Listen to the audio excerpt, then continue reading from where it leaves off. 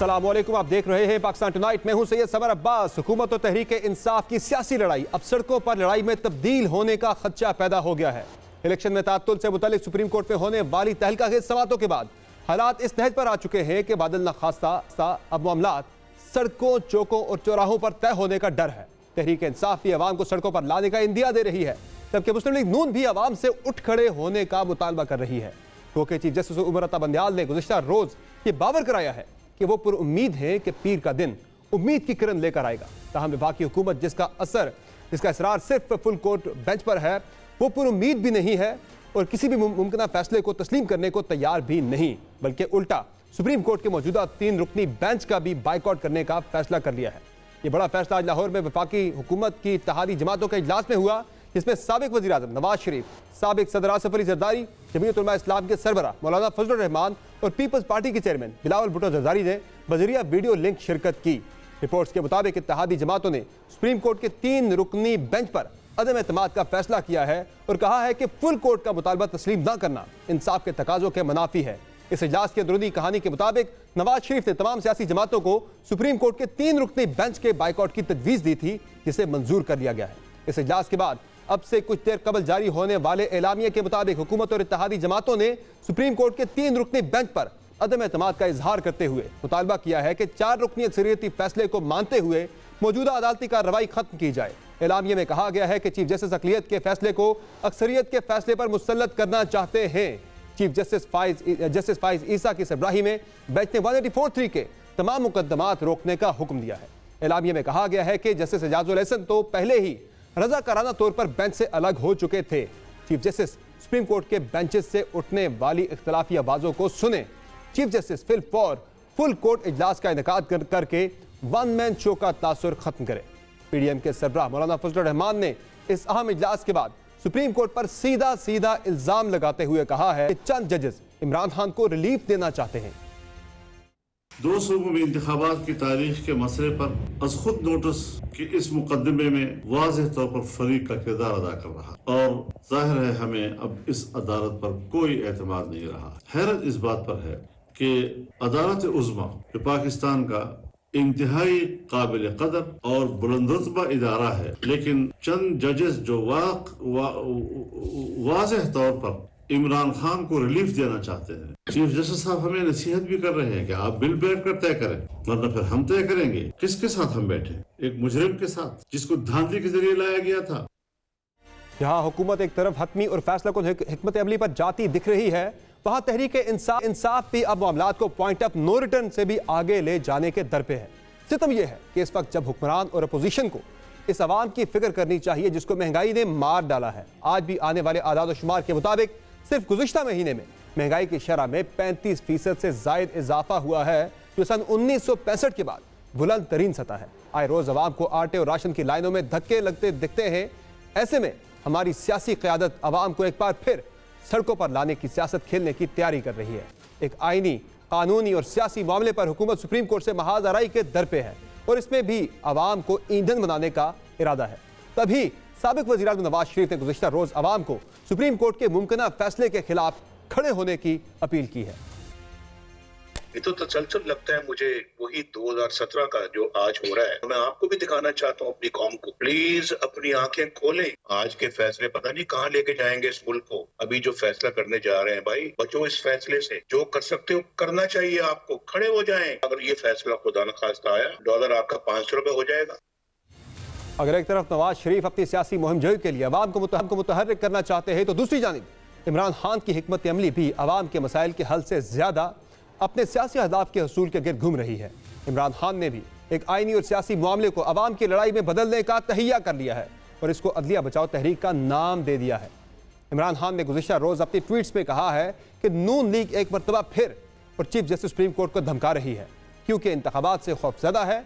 मैं चाहता हूँ कि ज़रूरत पड़ने पर पूरी कौम आइन, जमहूरियत और कानून के हुक्मरानी के लिए दिफा के लिए सड़कों पर निकले।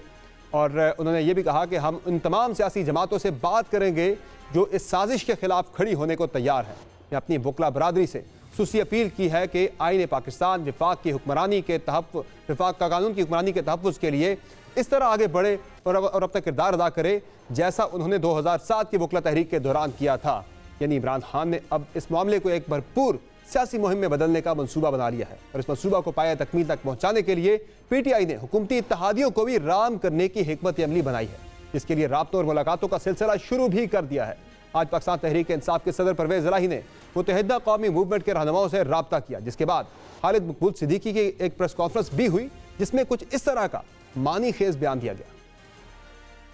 24 और 25 की वो अहमियत नहीं थी जो आज 7 की है। अभी आपकी तरफ आते आते हमें अंदाजा यही हुआ है कि शायद सिर्फ हुकूमत हमारे बगैर नामुकम्मिल नहीं है, अपोजिशन को, आज की अपोजिशन को भी ये लग रहा है कि वो हमारे बगैर कामयाब नहीं हो सकी। आज हमारे तमाम मुतालबे पहले वाले ही हैं।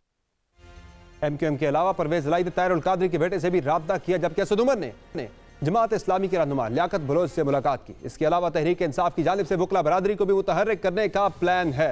ये वो सूरत हाल है जो सिर्फ हुकूमत ही नहीं पूरे मुल्क के लिए शदीद सियासी और आईनी बहरान लेकर आएगी, जो पहले ही नहीं मुआशी जड़ों को मजीद कमज़ोर कर सकती है। इस तमाम सूरत हाल पर हम तफसीली गुफ्तगू करेंगे। हमें ज्वाइन किया है वफाकी वज़ीर दाखिला राना सनाउल्लाह साहब ने, जबकि हम सुप्रीम कोर्ट के सीनियर वकील फैसल चौधरी साहब से और मुजीब रहमान शामी साहब से भी बात करेंगे।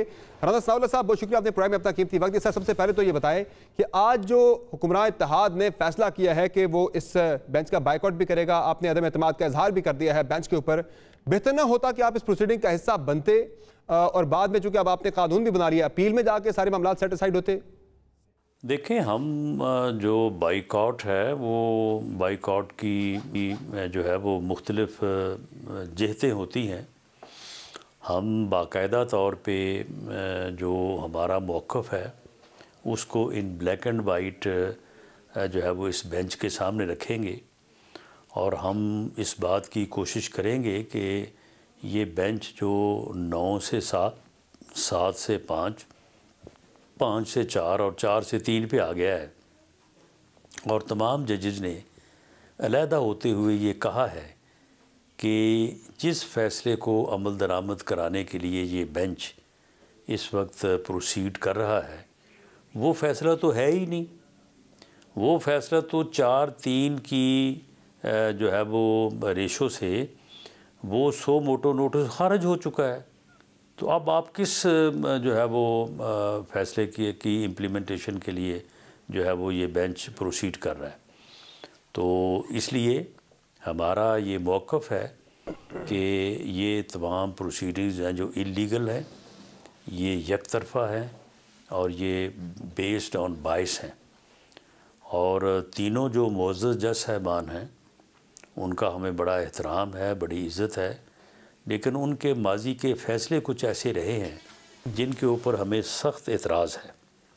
उनमें एक फ़ैसला ऐसा भी है जिसके ऊपर हमें ही नहीं पूरी दुनिया को एतराज़ है। हर लॉ नोइंग आदमी जो है वो आर्टिकल 63A के तहत जो फ़ैसला इन्हीं मुअज़्ज़ज़ जज साहिबान ने किया है, हर बंदा जिसे लॉ की थोड़ी या ज़्यादा समझ है वो कहता है कि that amounts to rewrite the constitution. वो बड़ा जुल्म हुआ है, वो बड़ी ज़्यादती हुई है वो। तो ये वो वजूहात हैं जिसकी बुनियाद पे हम जो है वो समझते हैं कि इस बेंच से हमें इंसाफ नहीं मिल सकता, लिहाजा हम इस प्रोसीडिंग का हिस्सा जो है वो नहीं बनना चाहते। वैसे राना साहब, इसी बेंच पे शामिल जजेस ने जो फैसला दिया था, जो डिप्टी स्पीकर की रूलिंग उड़ाई थी, उसी के बायस आज आप हुकूमत में बैठे हुए हैं। भाई आप ये बताएं कि पॉलिटिकल गवर्नमेंट ने फैसला किया है कि वो बाइकआउट करेंगे इस सारी प्रोसीडिंग का, तो ज़ाहिर वज़ीर ख़जाना पेश नहीं होंगे, वज़ीर दिफा पेश नहीं होंगे, लेकिन सेक्रेटरी ख़जाना और सेक्रेटरी दिफा को सुप्रीम कोर्ट ने तलब किया अगली समातों के ऊपर, तो वो तो जाएंगे। तो आप लोग अमल दरामद नहीं करेंगे, सेक्रेटरीज के थ्रू अगर सुप्रीम कोर्ट अमल दरामद कराती है वो तो शायद उसका बाइकआउट नहीं कर पाएंगे, उन्हें तो तौहीन अदालत का डर होगा। नहीं, तौहीन किस बात की तौहीन? तौहीन के ऊपर उनको बुलाया जाएगा या उनको सज़ा दी जाएगी? कोई ऑर्डर होगा तो उसकी तौहीन होगी ना। तो सर, क्या आप सेक्रेटरीज को रोकेंगे कि वो अदालत में पेश ना हो?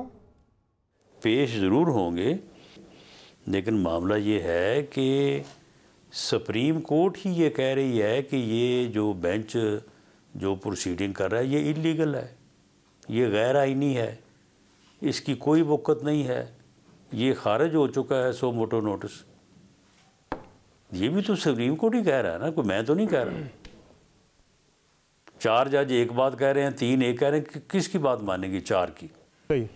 तो जो सेक्रेटरी ख़जाना है और जो सेक्रेटरी दिफा है, उनको भी जो है वो सुप्रीम कोर्ट की ही बात माननी चाहिए और उनको भी ये कहना चाहिए कि जी सुप्रीम कोर्ट का फ़ैसला ये है कि जिस शो मोटो नोटिस के जिस फैसले की आप इम्प्लीमेंटेशन से हमें कह रहे हैं वो तो खारिज हो चुका है। ये माइनॉरिटी व्यू है, मेजॉरिटी व्यू तो ये है कि वो खारिज हो चुका है। साहब आपने तो बिल्कुल अदम एतमाद भी कर दिया, खुल के बाइकआउट भी कर दिया है, लेकिन आपके नाकदीन जो कहते हैं कि आप लोग 1997 वाली पॉलिसी पर कारबंद हैं, अमल पैरा हैं, तब भी आपने महाजराई की थी, आज भी आप अदलिया से महाजराई कर रहे हैं? नहीं, इसमें हमारा तो कोई टकराव नहीं है, हमारा तो कोई जो है वो दबाव नहीं है। वो भाई 7 जजेस का बेंच है, उनमें से 4 का एक फ़ैसला है, 3 का एक फ़ैसला है, तो हम किस फ़ैसले को तस्लीम करें जी? मेजॉरिटी डिसीजन को हमने तस्लीम किया तो ये को हमने महाजराई की है या हमने कोई जो है ये कोई हमने तो देखे ना, अगर हमने महाजराई करनी होती तो वो जो कॉन्स्टिट्यूशन रीराइट हुआ था तो हम उस फैसले के ऊपर पंजाब गवर्नमेंट हमने तो पंजाब गवर्नमेंट जो है वो फोरगो कर दी, हमने महाजराई नहीं की। अरहान साहब आप तो जो भी फैसला आएगा ज़ाहिर आपको लग रहा है कि आपके खिलाफ एडवर्स डिसीजन आएगा तो आपने अपील करनी है, जो नया आपने कानून बनाया उसके तहत जब आप अपील करेंगे तो ऑब्वियसली ये जज नहीं सुनेंगे जिन पे आपको इतराज़ है, वो जज सुनेंगे कि जिनको आप बड़ा आजकल प्रेज करते हैं, तो आप फिर उनको मुश्किल में नहीं डाल रहे, मुश्किल सूरत हाल में कल को वो सुनेंगे तो वो तो मेरिट पे सुनेंगे, वहाँ तो वो टेक्निकल इतराज़ भी नहीं होगा कि किसी और हाई कोर्ट के अंदर ये केस ज़ेर समाअत है, सुओ मोटो का इख्तियार है, यानी अब तो एक अपील के ऊपर मामला जाएगा, वहाँ तो जजेस को ऑन द मेरिट डिसाइड करना पड़ेगा। नहीं, जो फैसला जो है वो करेंगे वो हम उसको बिल्कुल एक्सेप्ट करेंगे। हमने तो कल भी ये कहा है कि अगर फुल कोर्ट बैठ जाए तो फुल कोर्ट का फ़ैसला जो है वो सबको तस्लीम होगा। ये बात बार्ज ने की है, यानी ये बात जो हम कर रहे हैं ये सिर्फ हम ही नहीं कर रहे, ये जजेस भी कर रहे हैं, ये बार्ज भी कर रही हैं और जो सिविल सोसाइटी है वो भी कर रही है सिविल सोसाइटी भी कर रही है। तो मामला ये है कि ये कोई बात सिर्फ हम ही तो नहीं कर रहे, ये तो सारी दुनिया कर रही है। मामला ये है कि ये एक आदमी की जो ज़िद है, जो फितना इस मुल्क को जो है वो इस नहज पे ले आया है, उसकी ये ज़िद के मैंने इलेक्शन जो है वो वक्त से पहले करवाना है, मैंने लॉन्ग मार्च करना है, मैंने गिराओ जलाओ करना है, मैंने एहतजाज करना है, मैंने इस्लामाबाद पे हमला करना है, मैंने 2 सूबों को से लोगों को लेके इस्लामाबाद को सील करना है, मैं अब समुंदर लेके आऊँगा। जब हर मामले पे लोगों ने उसे रिजेक्ट किया तो उस फितने ने 2 असम्बलियों को तोड़ के अपनी ज़िद, अपनी अना को निभाने के लिए जो है वो कोशिश की कि वो वक्त से पहले जो है वो इलेक्शन करवा दे। राना सर के साथ ये एक बंदे की ज़िद नहीं बल्कि आइन की स्पिरिट का मामला है, 90 दिन में इंतखाबात होने चाहिए, इसमें क्या गलत मुतालबा किया इमरान खान ने? नहीं तो आइन की स्पिरिट ये भी है कि इलेक्शन जो है वो तमाम असम्बलियों को इकट्ठे होने चाहिए। आइन की स्पिरिट ये भी है कि केयर टेकर सेटअप में होने चाहिए। आइन की स्पिरिट ये भी है कि फ्री और फेयर होने चाहिए। ये इलेक्शन फ्री और फेयर कैसे हो सकते हैं जब मुल्क में केयर टेकर सेटअप मौजूद नहीं है? और अगर ये 2 असम्बलियों के इलेक्शन हो जाएं, वहाँ पे जो पंजाब में जो पार्टी हुकूमत बनाएगी तो आगे जो जनरल इलेक्शन है वो कैसे फ्री एंड फेयर होंगे? यानी ये तो for all times to come ये फितना जो है ये इस मुल्क को अफरा तफरी और अनारकी के सुपुर्द करने जा रहा है। तो आइन की स्पिरिट तो ये है कि मुल्क को जो है वो इस दलदल में धकेल दिया जाए। तो ये अब उसकी ज़िद और अब इस मुअज़्ज़ज़ बेंच जो है उनका इस बात के ऊपर जो है वो बिल्कुल जो है वो एक गैर लचकदार रवैया अपनाना कि जी हमने फुल कोर्ट नहीं करना। हम फुल कोर्ट को ये तो नहीं कह रहे कि उसमें जो है वो कोई हुकूमती बंदे बैठा लें, वो ब्रदर जजेस ने बैठना है, वो बैठ के सारे फैसला कर दें, ये कज़िया जो इसको तय कर दें। अच्छा राजा साहब अब ये बताएं कि इमरान खान साहब ने सड़कों पर आने का ऐलान कर दिया है, तहरीक चलाने का ऐलान कर दिया अदलिया बचाओ तहरीक के नाम से, और आप मियाँ साहब भी आपके लीडर कह रहे हैं कि अवाम सड़कों पे आ जाएं, वो उठ खड़े हों इन फैसलों के खिलाफ, तो ये तो कोई टकराव नहीं होगा जब आप भी सड़कों पे आ जाएंगे, वो भी सड़कों पे आ जाएंगे, आप वज़ीर दाखिला है, कैसे रोकेंगे इसे, कैसे संभालेंगे? नहीं, उसकी खैर तहरीक चलाने की तो खैर उसकी कोई ताकत ही नहीं है, ना उसमें हिम्मत है। ये पिछले 1 साल में उसने सारा कुछ करके देख लिया है, लेकिन बहरहाल उसका नस्ब-उल-ऐन, उसका एंड मकसद यही है। वो चाहता यही है कि ये मुल्क जो है वो अनारकी और रफ़ा-तफ़री के सुपुर्द हो जाए। ये पता नहीं उसका ज़ाती एजेंडा है या उसके पीछे कुछ कुव्वतों का, कुछ पाकिस्तान दुश्मन कुव्वतों का एजेंडा है, लेकिन वो चाहता यही है। खान साहब, ये तो कुछ कानूनी फैसले थे जो कि आज आपने बताए इस इजलास के अंदर हुए हुक्मरान इत्तेहाद के। ये बताएं सियासी फैसले क्या हुए हैं? क्या पाकिस्तान तहरीक इंसाफ के साथ कोई बातचीत होगी, मुज़ाकरात होंगे ताकि हालात नॉर्मल हो, जो सुप्रीम कोर्ट भी आपको कह रही है? नहीं, बातचीत तो वो करना ही नहीं चाहता। बातचीत तो वो जब भी बातचीत की बात की है वो आगे से गालियाँ देता है। वो कहता है कि इनकी औकात क्या है कि मैं इनके साथ बैठूं, मैं तो इनके साथ बैठने से पहले बेहतर मर जाऊँ। यानी वो तो ख़ुदकुशी करने पे आ जाता है कि अगर उसे अपने मुखालफिन से बात करनी पड़े। वो गैर जमहूरी इंसान है, वो सियासतदान नहीं है। वो तो इस मुल्क की बदकिस्मती है, इस कौम की, कि वो एक फितना जो है वो उसने जन्म लिया है इस कौम में और फिर उसको परवान चढ़ाया गया है।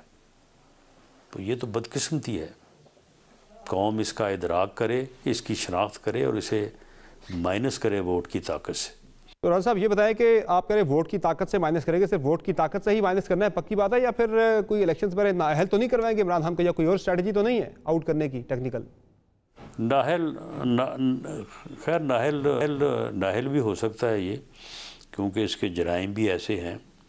ये ऐसा बदबख्त इंसान है कि जब लोगों को गालियां दे रहा था, चोर और डाकू कह रहा था, खुद अपनी फ्रंट मैन के ज़रिए से अरबों रुपए बाहर मनी लॉन्ड्रिंग में भेज रहा था, तोशा खाना लूट रहा था। एक प्रॉपर्टी टाइकून को 50 अरब रुपया कौमी ख़जाने को टीका लगा के 5 अरब रुपए की प्रॉपर्टी उससे अपने नाम करवा रहा था।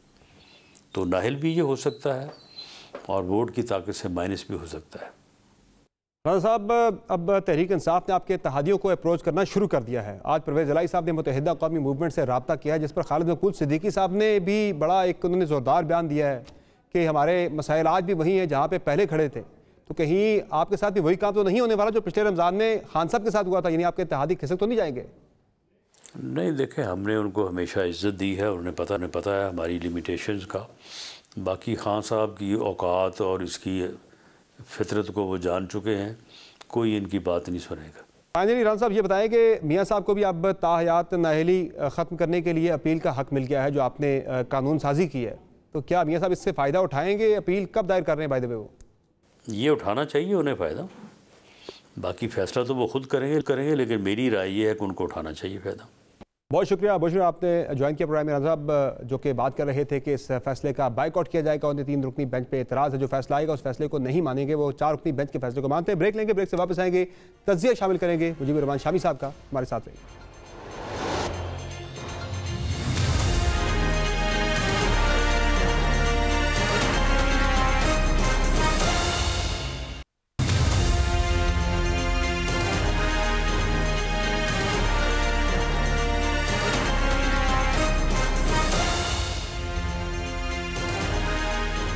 वेलकम बैक नाज़रीन। शामी साहब के तज़किये से पहले हम बात करेंगे फैसल फरीद चौधरी साहब से, जो कि माहिर कानून भी हैं और कई केसेस में पाकिस्तान तहरीक इंसाफ की नुमाइंदगी भी कर रहे हैं। उनका हम तज़किया शामिल करेंगे, उनकी कानूनी राय शामिल करेंगे प्रोग्राम में। बहुत शुक्रिया फैसल साहब, आपने प्रोग्राम में अपना कीमती वक्त दिया। सर, ये बताएं कि आज हुकूमत ने सुप्रीम कोर्ट के 3 रुकनी बेंच पर अदम एतमाद का इजहार कर दिया, बाइकआउट का ऐलान कर दिया है। अब इस पर यह बताएं कि सुप्रीम कोर्ट पे इस हुकूमती बाइकआउट के बाद दबाव बढ़ेगा नहीं कि वो फुल कोर्ट बेंच बनाए, 3 रुकनी बेंच प्रोसीड ना करे इस मामले को? देखिए समर साहब, सुप्रीम कोर्ट का ये दबाव लेना ना ले के बड़े केसेस का फैसला करना, यही असल टेस्ट है। जब जस्टिस मुनीर जब 1950s में मार्शल लॉ लगा, वो बड़े लीगल माइंड थे। वो बड़े प्राउडली ये कहते थे कि मैं एक ही जुर्म का फैसला लिखूं और एक में कैद दे दूं और दूसरे में उसको एक्विट कर दूं, तो दोनों कन्विंसिंग फैसले होंगे। उतना जोम भी था और वो इतने काबिल थे। लेकिन जब हिस्ट्री जज करती है, हिस्ट्री दिलेर लोगों को जज करती है। ये जजेस का टेस्ट है।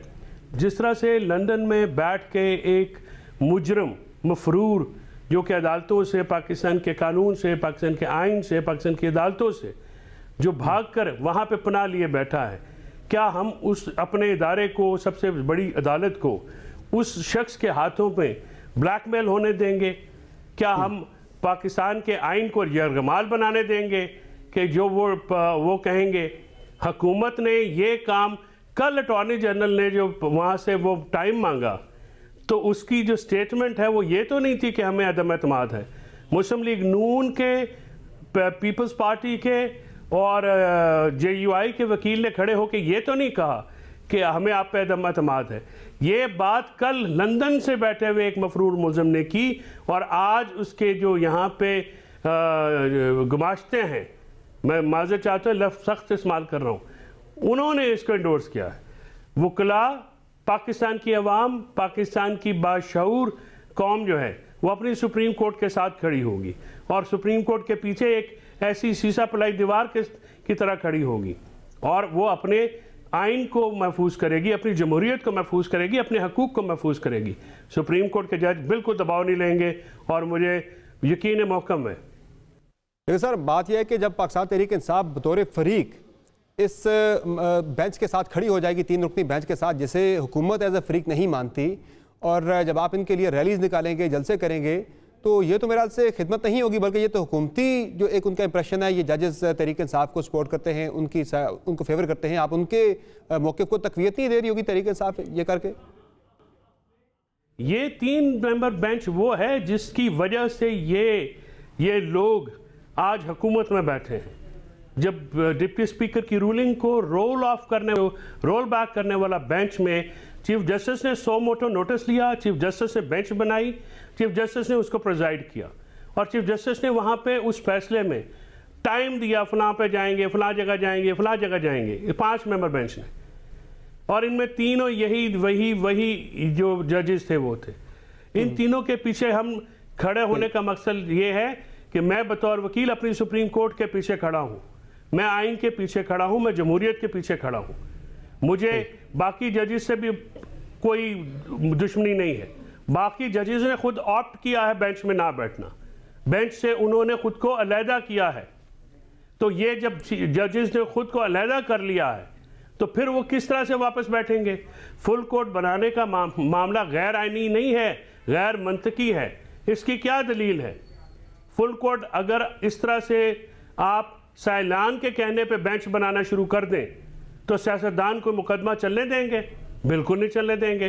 फिर यहाँ पे ये होगा कि आप 18 जो हैं 5, 7, 10 बंदे एक साइड पे बैठे प्रेस कॉन्फ्रेंस करें और सुप्रीम कोर्ट को अब काम से रोक दें। यही इस मुल्क में हो रहा है। आइन को मुअत्तल किसने किया है? इन्हीं जमातों ने।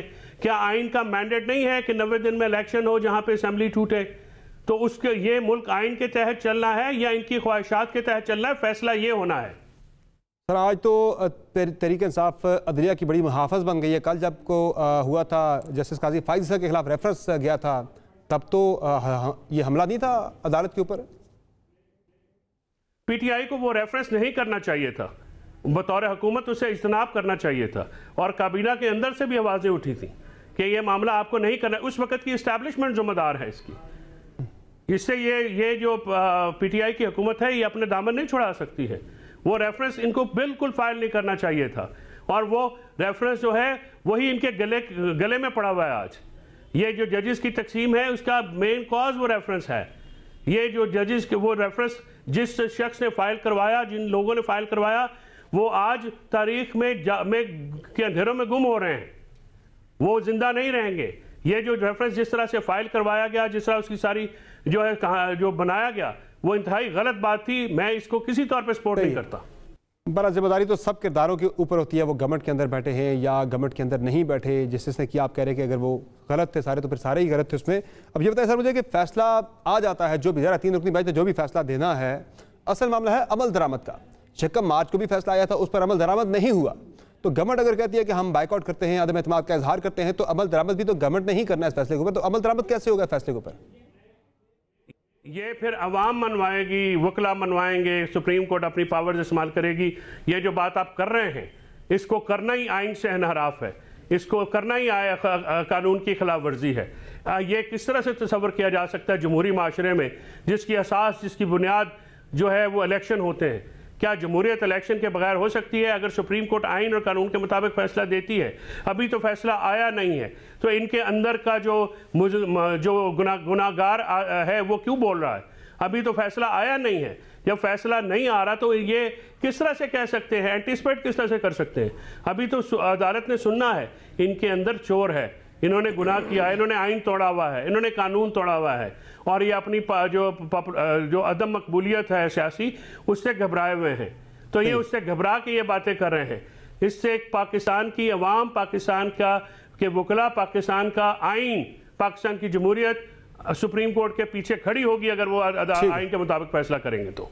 थैंक यू सो मच, बहुत शुक्रिया फैसल साहब, आपने प्रोग्राम में अपना कीमती वक्त दिया। नाज़रीन एक ब्रेक लेते हैं, ब्रेक से वापस आएंगे, शामी साहब का तज्ज़िया शामिल करेंगे हमारे साथ।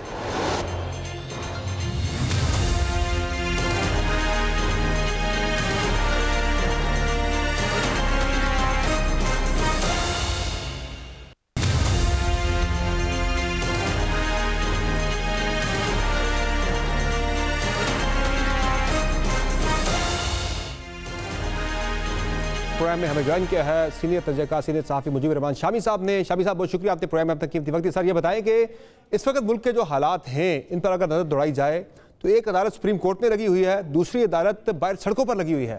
आज हुकूमती इत्तेहादियों ने, आज जो हुक्मरान इत्तेहाद है उसने फैसला किया है कि वो 3 रुकनी सुप्रीम कोर्ट के बेंच का बाइकआउट करेगी, उस पर अदम एतमाद का इजहार कर रहा है। तो क्या आपको हालात मजीद खराबी की तरफ जाते हुए नजर आ रहे हैं या अभी भी बेहतरी की कोई गुंजाइश मौजूद है? देखिए, बाइकआउट का फैसला अच्छा फैसला नहीं होगा। अदालत बहरहाल अदालत है और सुप्रीम कोर्ट हमारी कॉन्फ्लिक्ट रेजोल्यूशन का आखिरी फोरम है, हतमी फोरम है, और सुप्रीम कोर्ट तनाज़ात को तय करती है, उससे तनाज़ात पैदा नहीं होते। तो अगर अदालती कार्रवाई का बाइकआउट होगा तो उससे फिर सुप्रीम कोर्ट अगर ये अपने मौक़िफ़ पे कायम रहती है और समाअत जारी रखती है तो एक बड़ी मुश्किल सूरत हाल पैदा हो जाएगी। मेरा ख्याल है कि जो हालात जिस रुख पर पहुंच गए हैं उस पर मुनासिब बात ये होगी कि जनाब चीफ जस्टिस सारी सूरत हाल पर गौर करें और फुल कोर्ट जो है उसका इजलास बुला लें और वहां ये मामला तय कर लें। अभी भी हर तरफ से ये बात हो रही है कि फुल कोर्ट के सामने केस रेफर किया जाए और फुल कोर्ट फैसला करे। जजों की अक्सरियत जो है उसकी जो भी राय होगी फिर सबके लिए बाइंडिंग होगी, सब उसे तस्लीम कर लेंगे। कानूनी तौर पर तो 3 जजों की राय भी बाइंडिंग है, लेकिन हमें सिर्फ कानून और टेक्निकल बुनियादों पर मामला नहीं देखना चाहिए। जो इस वक्त हालात हैं और जो सूरत हाल पैदा हो गई है और इस तरह जज्बात उबले हुए हैं, उसको मद्देनजर रखकर कोई हकीमाना रास्ता निकालना चाहिए। और यह अब इम्तिहान है हमारे अदारों का भी और हमारे सियासतदानों का भी। तो शामी साहब, इस इम्तिहान में वो हकीमाना हल तो यही है कि सियासी जमातें आपस में बैठें, जो सुप्रीम कोर्ट ने भी कहा है कि आपस में मिल बैठ के कोई बीच का रास्ता निकालें। आपको लग रहा है ये इस टेंस माहौल के अंदर बैठेंगे आपस में, या फिर मुश्किल लग रहा है ऐसा नहीं हो पाएगा? देखिए, अदम एतमाद तो इंतहाई तौर पर इस वक्त मौजूद है और फरीकैन जो है, मेरा ख्याल सियासतदानों के दरमियान इस तरह का अदम एतमाद आज से पहले शायद कभी देखने में नहीं आया। तक कि जब 1971 में भी आखिरी लम्हे तक शेख मुजीबुर रहमान और जुल्फ़िकार अली भुट्टो के दरमियान बातचीत होती रही थी। तो अब ये जो बाइकॉट है एक दूसरे का, इसकी कोई मंतक समझ में नहीं आती। ये पार्लिमानी जमहूरियत के मजाज के बिल्कुल हम आहंग नहीं है। और हमने तो कोशिश की थी, सिविल सोसाइटी के हमारे दोस्त जो हैं उन्होंने एक एफर्ट की थी और हम एक अखबार नवीसों पर और कानूनदानों पर और सिविल सोसाइटी के अफराद पर मुश्तमिल एक वफद जो है वो मिला भी था इमरान खान साहब से। बड़ी अच्छी कोशिश यही अपील की थी कि मुज़ाकरात के जरिए बातचीत के जरिए मसले का हल निकालना चाहिए। उस पर उन्होंने कुछ रजामंदी का इज़हार भी किया था, लेकिन बाद में फिर इंतखाबात मुलतवी हो गए तो हालात फिर उलझ गए। लेकिन बहरहाल अब जो भी सूरत हाल है, पॉलिटिशियंस को समझना चाहिए कि जमहूरियत है तो वो हैं, और जमहूरियत है तो सियासी अमल चल रहा है, और हमारे सियासतदान जो है उनका एक स्टेटस उसी के जरिए है। तो ये उसकी हिफाजत सबकी जिम्मेदारी है, और अदालत जो है उसको भी देखना चाहिए कि बजाय इसके कि सियासत उसके अंदर दाखिल हो जाए और सियासत के उलझाव में अदालत भी उलझ जाए, कोई सुलझने की सूरत करनी चाहिए और सुलझाने की सूरत करनी चाहिए और कोई रास्ता निकालना चाहिए। देखिए, इमरान खान एक बड़ी सियासी हकीकत है, और इसी तरीके से उनके जो मुखालफिन हैं वो भी एक सियासी हकीकत है। तो इन सियासी हकीकतों को एक दूसरे का एहतराम करना चाहिए, एक दूसरे का एतराफ करना चाहिए, और एक स्पोर्ट्समैन स्पिरिट के साथ एक दूसरे का मुकाबला करना चाहिए। लेकिन शामी साहब, अगर मुज़ाकरात नहीं होते, कोई बीच का रास्ता नहीं निकलता, सुलझाव नहीं आता हालात के अंदर, तो फिर जाहिर है मामला अवाम की कोर्ट पे जाएगा। नवाज शरीफ भी अवाम को कह रहे हैं कि वो खड़े हो जाएं, सड़कों पर लेकर आए। खान साहब भी अवाम को सड़कों पर निकालने की बात कर रहे हैं। तो वो अवाम जो महंगाई की चक्की में पिसी हुई है, आटे की लाइनों में लगी हुई है, आपको लग रहा है कि वो निकलेगी सियासी जमातों की कॉल पर? देखें, अवाम सड़कों पर निकलें या ना निकलें, अगर निकल आएंगे तो बहुत खतरनाक होगा। क्या तसादुम होगा? एक सियासी जमात के हामी दूसरी सियासी जमात से टकराएंगे? क्या हम खाना जंगी में मुल्क को मुब्तला करना चाहते हैं? ये अवाम को उस वक्त निकालना चाहिए जब इलेक्शन हो रहा हो, वो वोट के जरिए फैसला करें। और अभी जो है, अभी तो इलेक्शन की तारीख जो है उसमें झगड़ा चल रहा है ना, तो इसको बैठ के तय कर ले और कोई थोड़ा बहुत तारीखें आगे पीछे करके मामला दुरुस्त कर ले। अगर ऐसा मुमकिन नहीं है तो फिर सुप्रीम कोर्ट अपना रास्ता मुतय्यन कर रही है, तो सुप्रीम कोर्ट को चाहिए कोई ऐसा लाहे अमल अपनाए कि मामला जो है फुल सुलझाव की तरफ जाएं। और जो मुतालबा हो रहा है कि ये मामला फुल कोर्ट के सामने रख दिया जाए, तो इसमें कोई मुज़ायका नहीं है। ये कोई जिद का या अना का मसला ना बनाया जाए और एक चीज बेहतर करने की कोशिश की जाए। हमारा सबका मुफाद इसमें है, हम सब पाकिस्तानी हैं। पाकिस्तान हमसे तकाजा कर रहा है कि हम एक दूसरे का हाथ पकड़ें, एक दूसरे के दिल पे हाथ रखें। आप देखें तो सही, जो मईशत की सूरत हाल है, जो महंगाई जो है वो आसमान को छू रही है, और जिस तरह लोगों की जिंदगियां जो हैं वो अजीरन हो गई हैं। आटे का एक थैला लेने के लिए, सस्ता या मुफ्त थैला लेने के लिए कितनी लंबी कतारें लगती हैं, कितने हजूम इकट्ठे होते हैं। तो ऐसी ये सूरत हाल जो है ये तकाजा करती है कि अहले सियासत भी और दूसरे अदारों के लोग भी तदब्बुर से काम लें। ये मुल्क सबका है, सबको इसकी हिफाजत करनी चाहिए। शामी साहब, आपने खाना जंगी का जिक्र किया, कल फवाद चौधरी ने भी इसी तरफ इशारा किया। तो क्या ऐसा तो नहीं है कि इस सियासी लड़ाई के अंदर हालात सबके हाथों से निकलने का कोई अंदेशा पैदा हो रहा है? 1997 से तो बहुत बात आगे निकल गई लग रही है। 1997 में तो इस तरह की कैफियत नहीं थी। वो तो एक सुप्रीम कोर्ट में उलझाव पैदा हुआ और जजों ने आगे बढ़कर उसको संभाल लिया और फिर गाड़ी चल पड़ी। अब तो यहाँ हर तरफ फसाद है। आप देखिए, एक तरफ मुआशी बहरान है, एक तरफ दहशत गर्दी जो है वो जाने ले रही है, हमारी कीमती जाने ले रही है, और एक तरफ सियासी बहरान है। और फिर अदालत जो है, अगर उसकी बात नहीं सुनी जाएगी तो फिर किसकी बात सुनी जाएगी? तो ये अब तो मामला बहुत आगे चला गया है और हम अपने हाथ बड़े बुरे तरीके से जला लेंगे अगर सूरत हाल का एहसास नहीं करेंगे। बहुत शुक्रिया मुजीबर रहमान शामी साहब, आपने प्रोग्राम में अपना कीमती वक्त दिया। नाज़रीन, एक क्विक ब्रेक लेंगे, ब्रेक से वापस आएंगे, बात करेंगे क्या पाकिस्तान और इसराइल के दरमियान तजारती ताल्लुकात कायम हो गए हैं। इस पर काफ़ी ज़्यादा एक बहस छिड़ी हुई है, पाकिस्तान के अंदर भी, पाकिस्तान के बाहर भी बात होगी। ब्रेक के बाद हमारे साथ रहेगा।